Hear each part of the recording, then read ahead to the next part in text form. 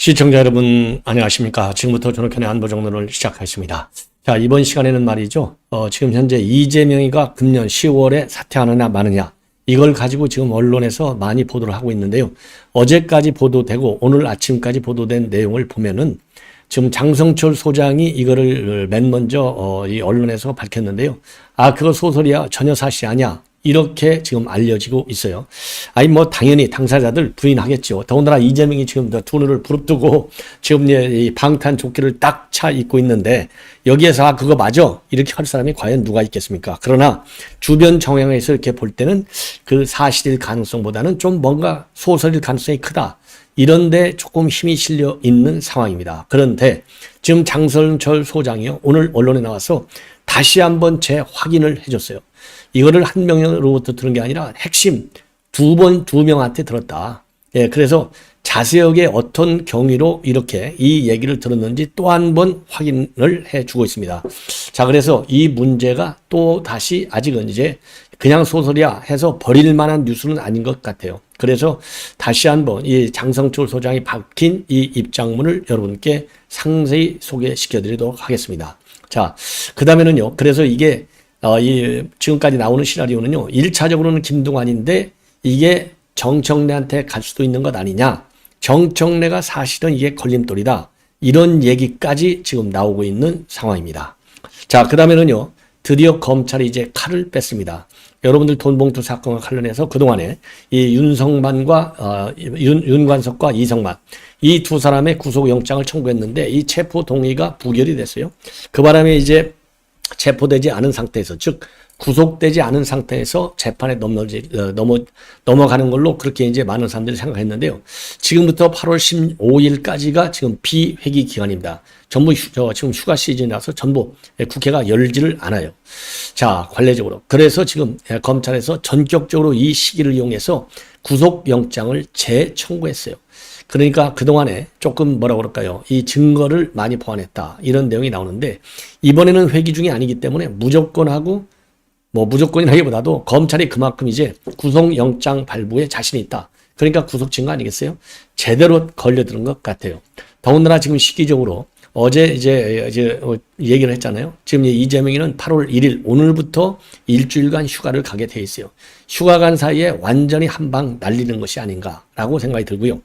자, 그 다음에는 말이죠. 여러분들 잘 아시다시피 지금 이제 그동안의 감사원에서 감사를 해온 것 중에 하나가 문재인 정권 때 부동산 통계, 고용 통계 이런 통계 조작과 관련해서 감사원에서 쭉 그동안에 불러서 고위 인사들을 전부 조사했는데 검찰에 수사 의뢰하기로 최종 결정을 봤다고 합니다. 그래서 이 내용도 전해드리도록 하겠고요. 자, 이제 마지막으로 조금 성격은 다르지만은요. 이번에 서희초등학교 교사를 계기로 해서 교사 사건을 계기로 해서 전교조가 완전히 이제 종말을 고하는 시대에 접어들었다. 이러한 보도가 나오고 있습니다. 그래서 이거 전교도 빨리 없어져야죠. 전교조하고요 민노총이 없어져야 대한민국이 제대로 법치가 쓴다 이렇게 보여집니다. 그래서 이 전교조가 완전히 몰락하는 지금 이 국면에 진입하고 있다. 이게 이제 결론인데요. 관련 내용도 자세하게 여러분께 전해드리도록 그렇게 하겠습니다. 자, 그러면요 하나씩 여러분께 이제 말씀을 드리겠는데. 자, 우선 말이죠. 우선 중요한 것 중에 이제 하나는 바로 지금 이제 이 사건이 제일 중요하지 않겠습니까?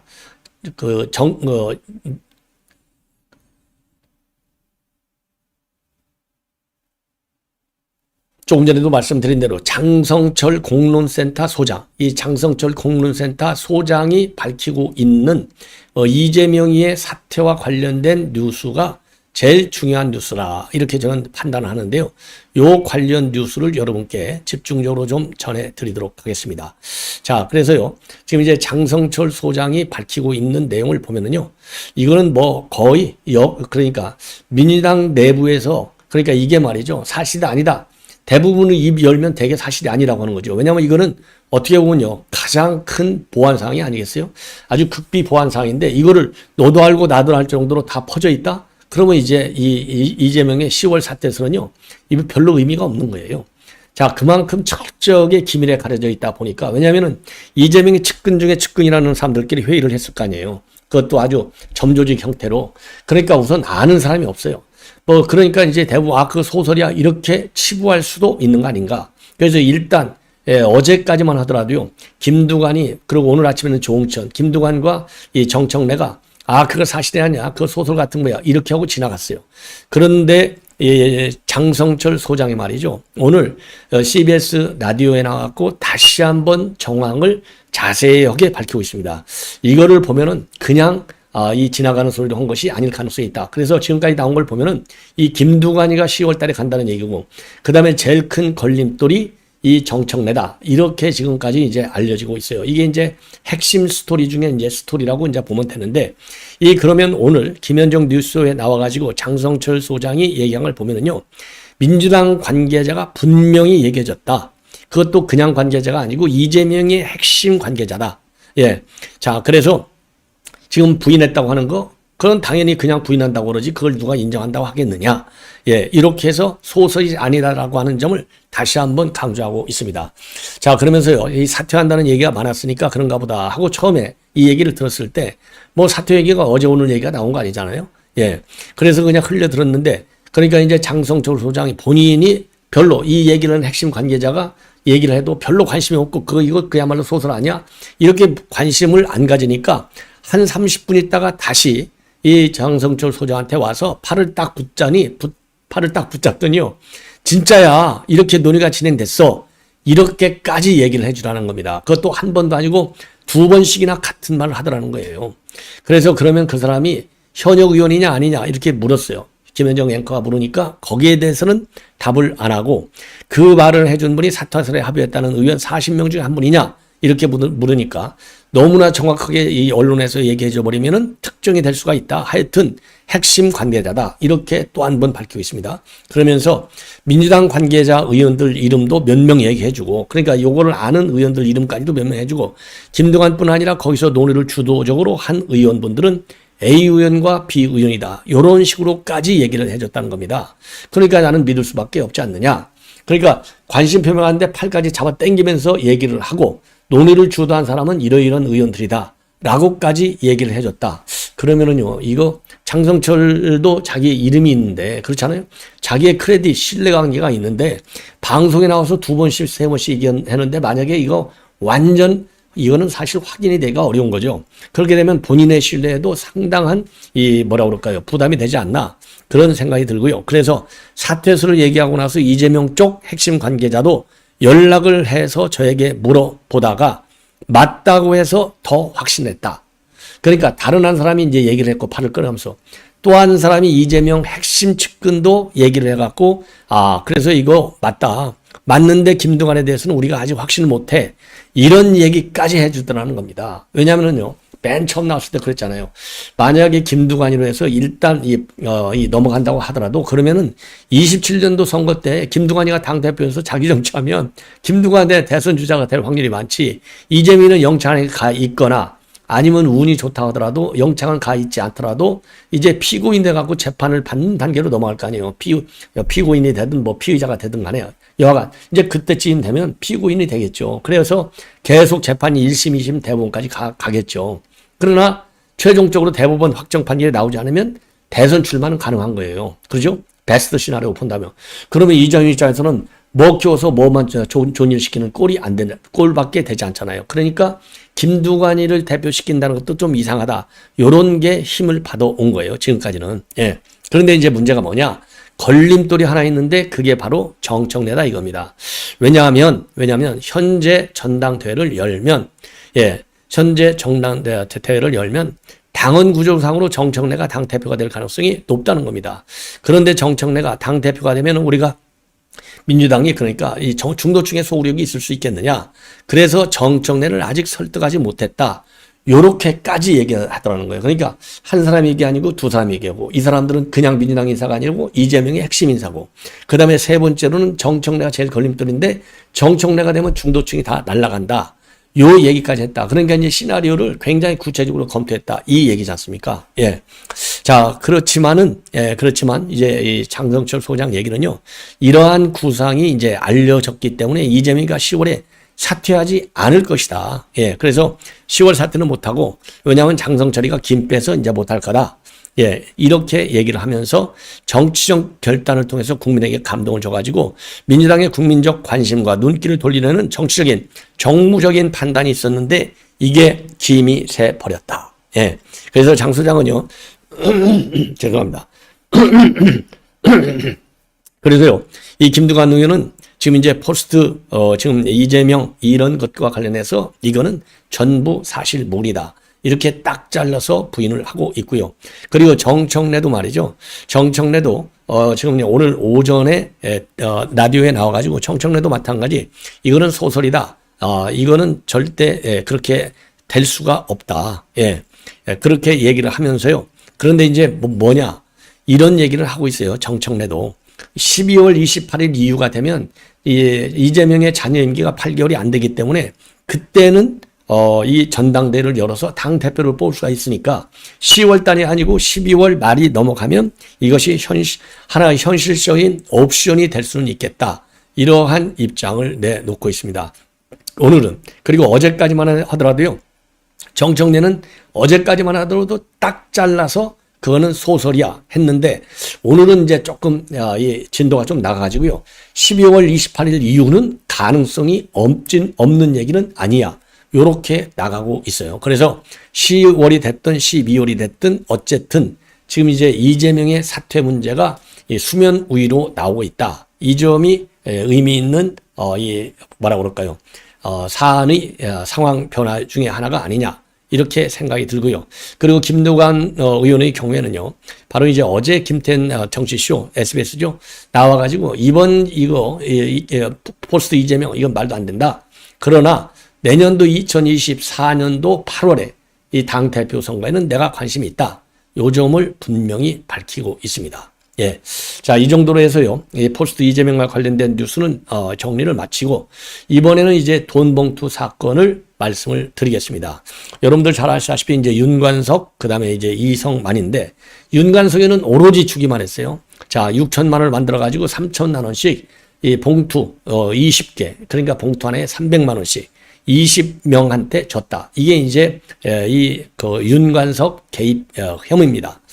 자, 그리고 이 이성만의 경우에는요, 돈을 주기도 했고 또 받아 먹기도 했어요. 자, 그래서 이성만의 경우에는요, 이정근한테서 100만 원을 제공받은 혐의가 있고, 그리고 21년도 3월에 강내구로부터 현금 1천만 원을 제공받아서 이거를 갖다가 캠프 지역본부장에게 뿌린 혐의도 있습니다. 그리고 또 하나 혐의가 지저분해요.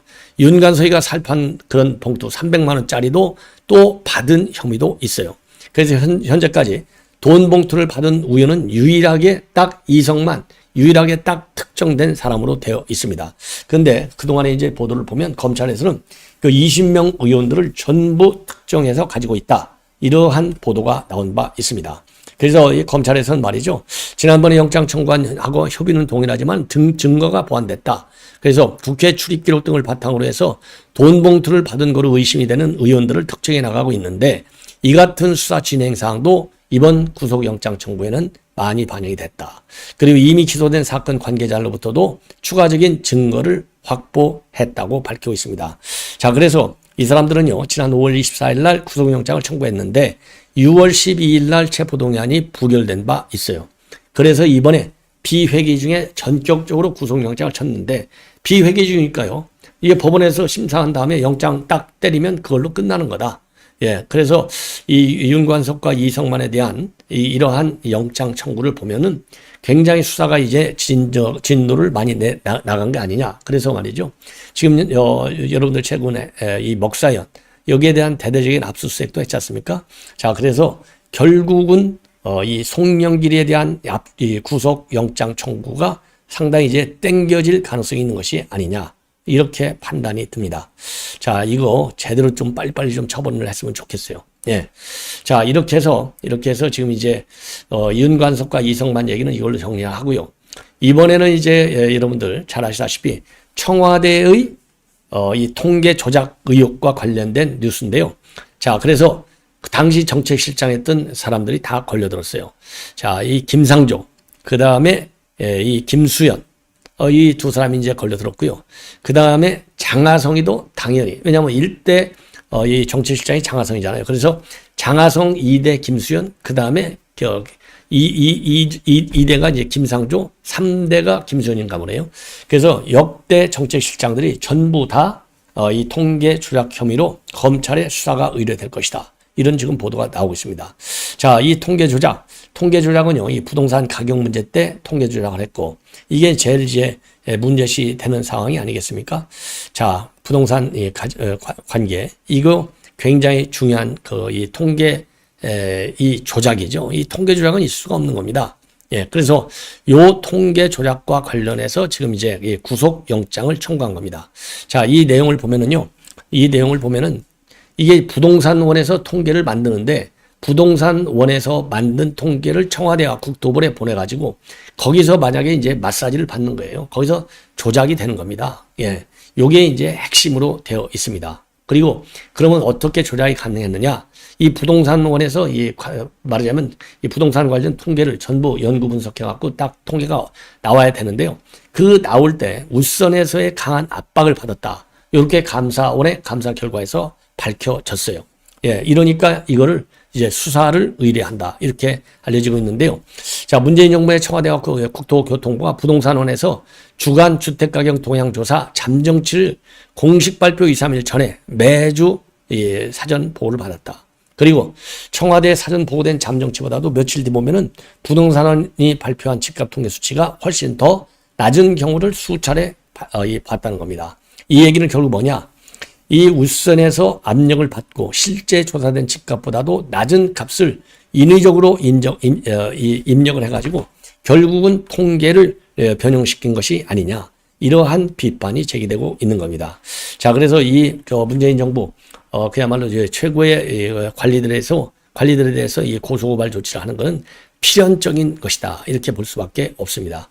자, 그래서 지금 이 문제가 굉장히 중요한 또 하나의 큰 이슈가 된다. 예, 이렇게 판단이 됩니다. 자, 그래서요, 지금 좀 전에 지금 말씀을 드린 대로 부동산원의 통계치를 갖다가 지들 입맛에 맞게 뜯어 고쳤다. 이게 이제 큰 문제인 거죠. 그러니까 시장에서는 부동산 가격이 굉장히 많이 올랐는데 이 많이 올라오지 않은 걸로 통계치를 갖다가 고쳐버리는 거예요. 이게 통계 조작이 아니고 뭐겠습니까? 그래서 이런 문제도요, 철저하게 수사를 해서 거기에 상응하는 엄중한 처벌을 받도록 해야만이 법치주의가 살아날 것이 아니냐. 이렇게 생각이 듭니다. 자, 이번에는 이제 마지막으로요, 이 전교조 관련 뉴스를 말씀을 드리겠는데, 이제 전교조 시대가 종언을 고하고 MZ세대들이 전면에 등장할 가능성이 커지고 있는 시점이다. 이런 보도가 나오고 있습니다. 자, 그래서 이걸 보면은 이건 당연지사죠. 당연히 그렇게 나올 수밖에 없는 거 아니겠습니까? 이미 언론을 봐도 다 그렇고요. 자, 그래서 전교조의 경우에는요, 1987년 민주화가 된 이후에 한국 사회의 자경화를 주도적으로 끌어온 이 단체가 전교조입니다. 자, 그래서 이 전교조에서는 대한민국의 정통성을 부정하고 친북 성향의 역사의 의식을 심어주고 있는 겁니다. 자, 그러면 이 역사적인 이 의미는 바로 뭐냐? 자유민주주의를 짓밟을 세력이 이게 딱 북한 빼놓고는 없어요. 근데 북한이 이렇게 엉뚱한 일만 저지르니까 그만큼 우리가 흥분하지 않을 수 없다. 이런 얘기가 되지 않겠습니까? 예. 자, 그래서 지금 이제 이 MZ세대가 지금 이제 전교조를 대체하는 방향으로 지금 나가고 있다는 겁니다. 자, 그래서 왜 그러느냐? 첫째는 이게 노조인데, 어쨌든지 간에 노조인데, 이게 노조 관련 일은 안 하고 전부 정치적으로 지금 뛰고 있다는 겁니다. 특히 좌편향이 젊은 교사들로 되어 있는 이런 데서는요, 전교조에게 등을 만드는 요인까지 되고 있다고 합니다. 예. 자, 그리고 이제 이러다 보니까 전교조의 가입률이 2004년도 27.3였는데요. 계속 하락을 하면서 최근에는 불법이 되는 조합원들이 대거 이탈까지 하고 있는 상황으로 알려지고 있어요. 자, 그리고 이제 김명수 대부 체제에서는요, 전교조로 합법화한 이후에 딱 걸려있던 퇴직금 이게 다 처리가 됐습니다. 그나마 다행인 것이죠. 자, 그래서 지금 이제 여러분들께 지금 말씀을 드린 대로 이 전교조가 이 MZ세대 노조에 의해서 밀려나는 분위기다. 이 점을 꼭 아시면 좋을 것 같습니다. 시청자 여러분, 이렇게 해서 본 방송을 마치도록 하겠습니다. 대단히 고맙습니다.